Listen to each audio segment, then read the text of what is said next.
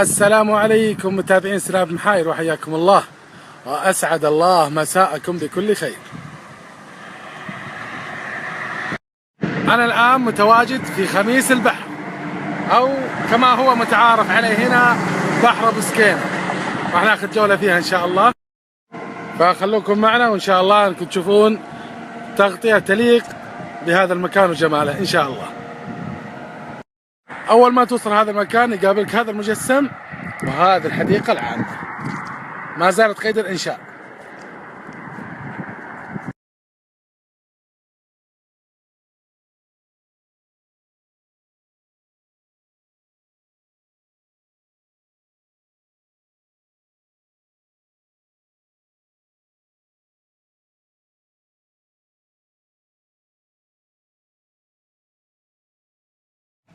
وبعد دورات شفت صورها هذه بمسافة تقريبا 4 إلى 5 كيلو تقابلك هذه الحديقة الجميلة جانب الطريق على طول.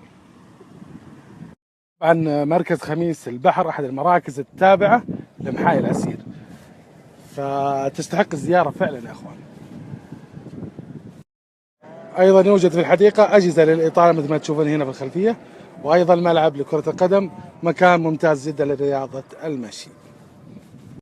هذه الحديقة اللي قبل شوية هذه قابلك لوحة عملاقة على الطريق مكتوب عليها المركز الحضاري والحديقة العامة. هذا هو المركز الحضاري ما زال قيد الإنشاء، وهذا الحديقة العامة المجاورة لها، هذا جزء منها فقط. هذا هو المركز الحضاري موقع آخر، هذه الملاعب المجاورة له، وهنا الحديقة العامة. هذه اللوحة اللي كلمتكم عنها، وهنا فيه شلال جميل جدا، فيه مجسمات ومنظر جميل.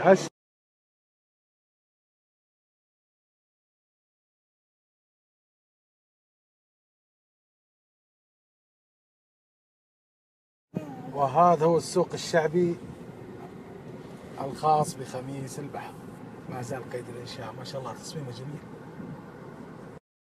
هذه الأكشاك جنب بعض هنا، مواقف ما شاء الله مساحتها حلوة، أخراجها عجبني، فيه لمسة من الطابع العسير. هذه اللوحات الفنية الجدارية ما شاء الله تبارك الله، أشكال جميلة جدا وتعطي جمال للشارع، تشكر عليها بلدية خميس. هنا تنسيق الأشجار والعناية فيها وكثرة الدورات، لها أشكال حلوة ما شاء الله.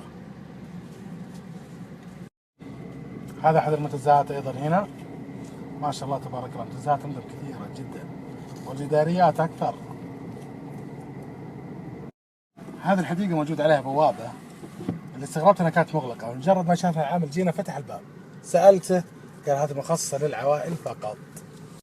حركة ممتازة جدا للخصوصية للعوائل هنا، شيء ممتاز للغاية ما شاء الله تبارك الله. خلينا ناخذ جولة فيها. مثل ما تشوفون هذه جلسات تطل على بحر أبو سكينة هنا أو خميس البحر، بالإضافة إلى ألعاب للأطفال. هذه واحدة من الجلسات ما شاء الله تبارك الله. هذه الإطلالة اللي توفرها. هذا ألعاب الأطفال، ويوجد في وسط الحديقة هنا مسجد ما شاء الله تبارك الله. هذه البوابة اللي كنت أكلمكم عنها، شوف العامل الآن افتحها، حركة حلوة جدا صراحة. مثل ما تشوفون المنتزه اللي فوق هناك هذا مخصص للشباب. وهذا هو مبنى البلدية ببحر أبو سكينة.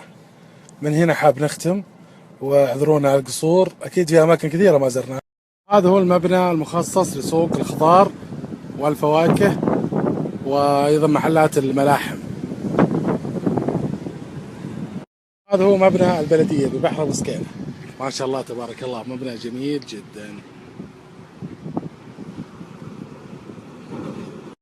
وبكذا يا متابعينا الكرام يكون انتهت جولتنا في بحر أبو سكينة وخميس البحر. أتمنى إن شاء الله أن نكون عند حسن ظنكم.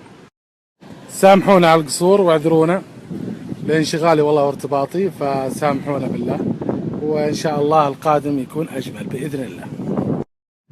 كان معكم أخوكم أبو حاتم الشهري من التغطيات، وأحمد صورة من الإشراف. في أمان الله.